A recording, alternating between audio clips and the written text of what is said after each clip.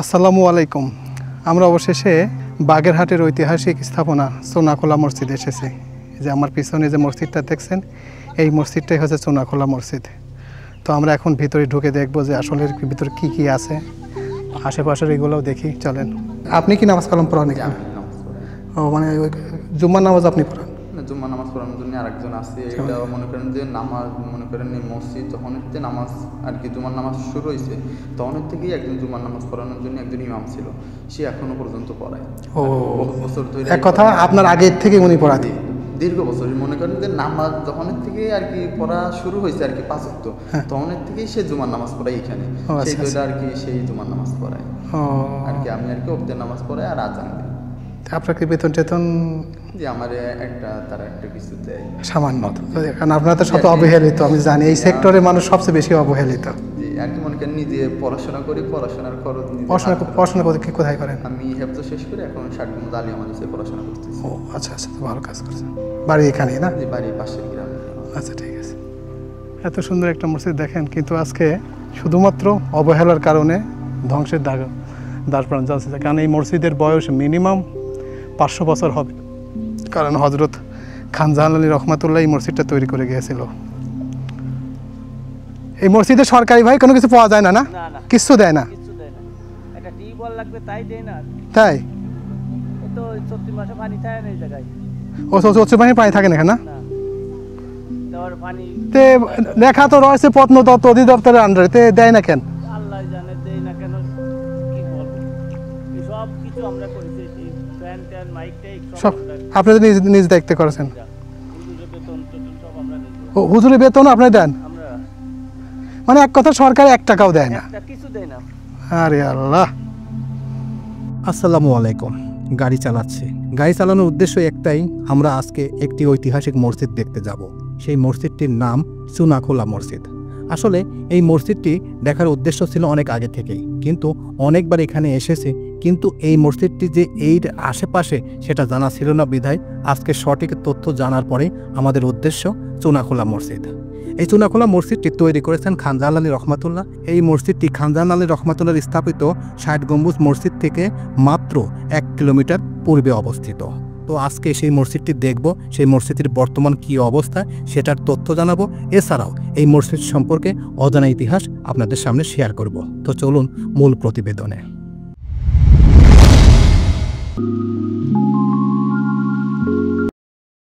চুনাখোলা মসজিদ বাগেরহাট জেলা থেকে 35 কিলোমিটার দূরে 60 গম্বুজ ইউনিয়নের চুনাখোলা গ্রামে প্রাচীন পুরাকীর্তির এক অনন্য নির্দেশনা চুনাখোলা মসজিদ অবস্থিত।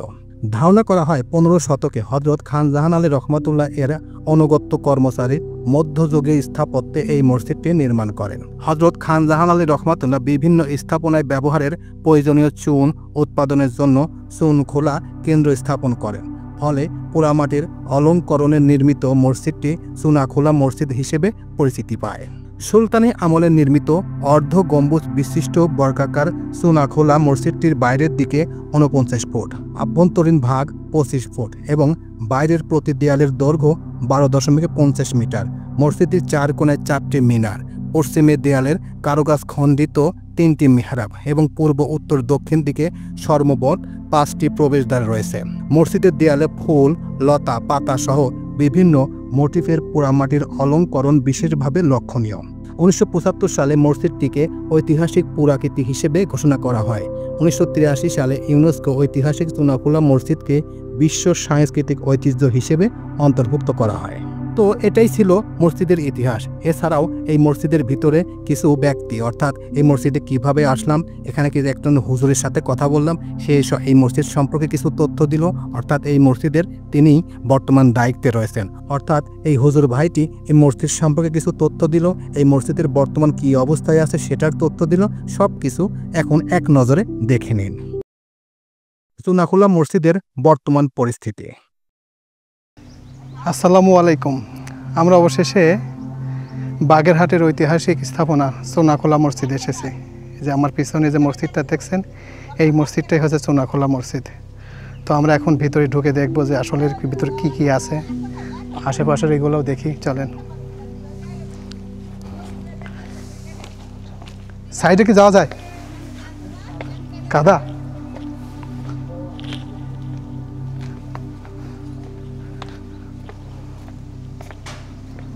ও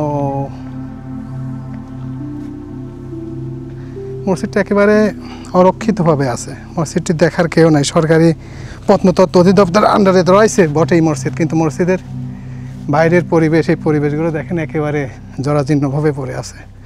তো সরকারের দৃষ্টি আকর্ষণ করব মসজিদটা একটু দেখভাল করার জন্য, কারণ এত সুন্দর একটি ঐতিহাসিক জায়গা, ঐতিহাসিক মসজিদ যদি এরকম ধ্বংস হয়ে যায় তাহলে তার কিছুই রইল না। দেখেন মসজিদের বাইরের সব কিছু একেবারে ধ্বংসের দ্বার প্রান্তে চলে গেছে। মসজিদটা একেবারে নষ্টের দিকে চলে গেছে।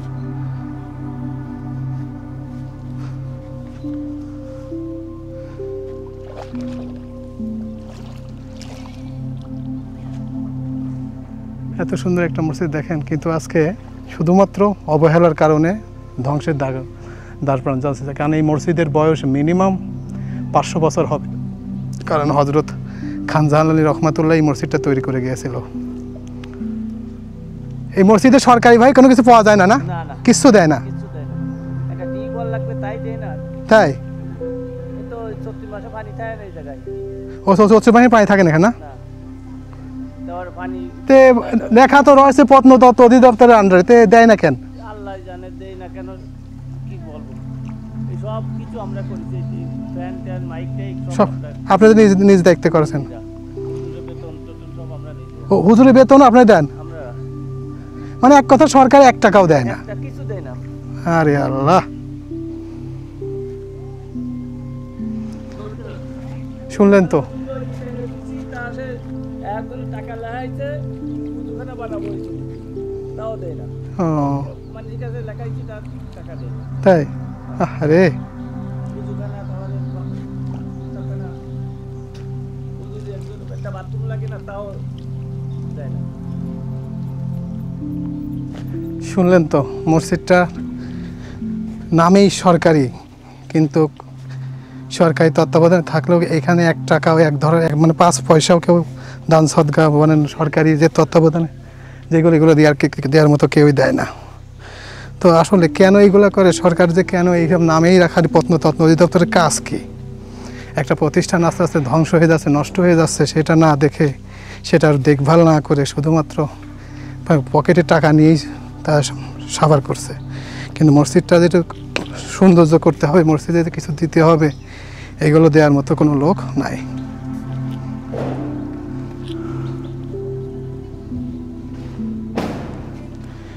তো মসজিদের স্ট্রাকচার সব কিছু দেখে দুঃখ প্রকাশই করলাম, কারণ মসজিদটা আসলেই খুব কষ্টদায়ক বিষয়। মসজিদে দেখেন এত সুন্দর একটি মসজিদ, সেই মসজিদটা আজকে এখন ধ্বংসের দ্বার প্রান্তে চলে যাচ্ছে। দেখেন মসজিদটা কি সুন্দর একটা মসজিদ, কিন্তু আজকে শুধু অবহেলার কারণে মসজিদটা নষ্ট হয়ে যাচ্ছে।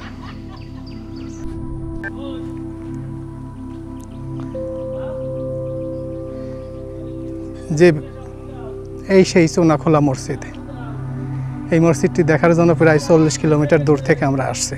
দেখেন মসজিদটা কি সুন্দর। খান জাহান আলীর একটি তার হজরত খান জাহান আলীর অবদান দেখেন, মসজিদটার ডিজাইনটা দেখেন।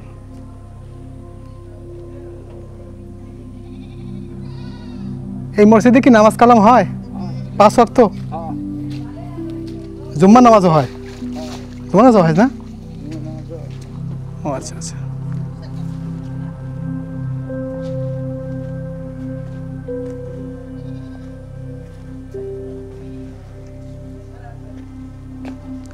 চুনাখোলা মসজিদ,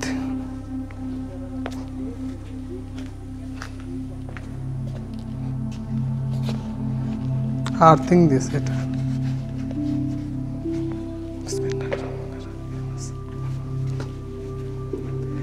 দেখেন মসজিদের ভিতরে সেই আগের সিস্টেমই রয়েছে। দেখেন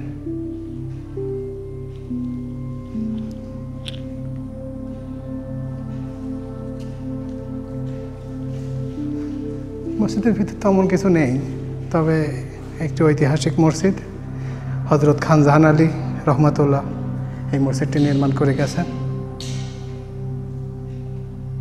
নামাজ কালাম 5 ওয়াক্ত হয় এখানে? আপনারাই পড়েন নাকি? আপনি কি দায়িত্বে আছেন এটার? এই যে জুম্মা নামাজ হয়? জি হয়। নামাজ হয় না। এই মসজিদ সম্পর্কে কিছু জানেন? এই আর কি তেমন যায় না আর কি, অল্প কিছু আর কি। অল্প কি কি জানেন বলেন তো দেখি। এই আর কি যে অনেক দীর্ঘ বহুত বছর আগে আর কি 60 গম্বুজ যখন হয়েছিল সেই একসাথেই আর কি মসজিদ এটা। তো এটাই মনে করেন যে আর কি অনেক আগে বহুত আগে আর কি এই জায়গায় নামাজ হতো না। মানে এটাকে খানজাহান আলী রহমাতুল্লাহ প্রতিষ্ঠা করছেন? সেই প্রতিষ্ঠা করছে, কিন্তু এখন বর্তমানে নামাজ হয়, কিন্তু মনে করেন দীর্ঘ প্রায় 40-50 বছর আগে তখন আর কি এখানে নামাজ হতো না। মনে করেন এলাকার মানুষজন আর কি, আমি আর কি যা শুনেছি এটা আর কি গোয়াল ঘর হিসেবে গরু রাখার একটা হিসাবে আর কি মানুষজন এলাকায় মনে করেন এই যে এখন বাড়ি ঘর করে দেখতেছেন এগুলো আর কি ছিল না। তো একসময় আস্তে আস্তে এখানে মানুষজন হয়েছে, এখন বসবাস করতেছে আস্তে আস্তে। তারপরে হচ্ছে এখানে ভাবলো কি এটা একটা মসজিদ হিসেবে আর কি 5 ওয়াক্ত নামাজ পড়ার একটা জায়গা বানায়। তারপরে হচ্ছে আস্তে আস্তে নামাজ পড়া শুরু করেছে। আর এর আগে মনে করেন 40-50 বছর আগে কিছুই ছিল না, নামাজই হতো না। মানে এটা তো কিন্তু প্রত্নতত্ত্ব অধিদপ্তরের আন্ডারে, কিন্তু এটা সরকারের আন্ডারে।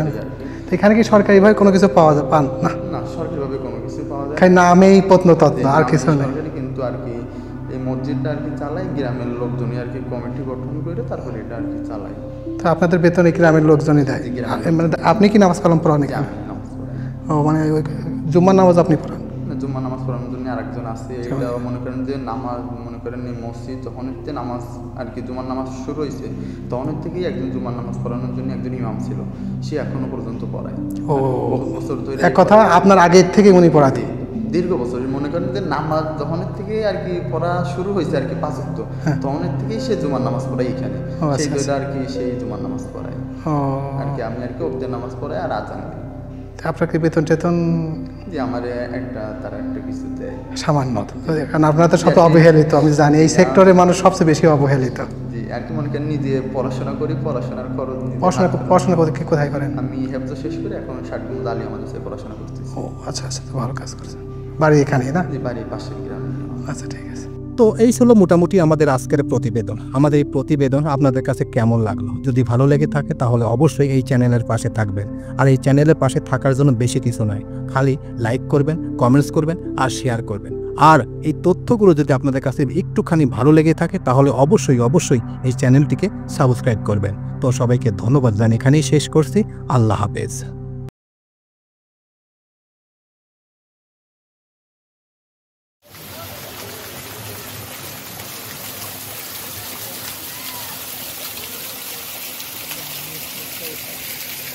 হুম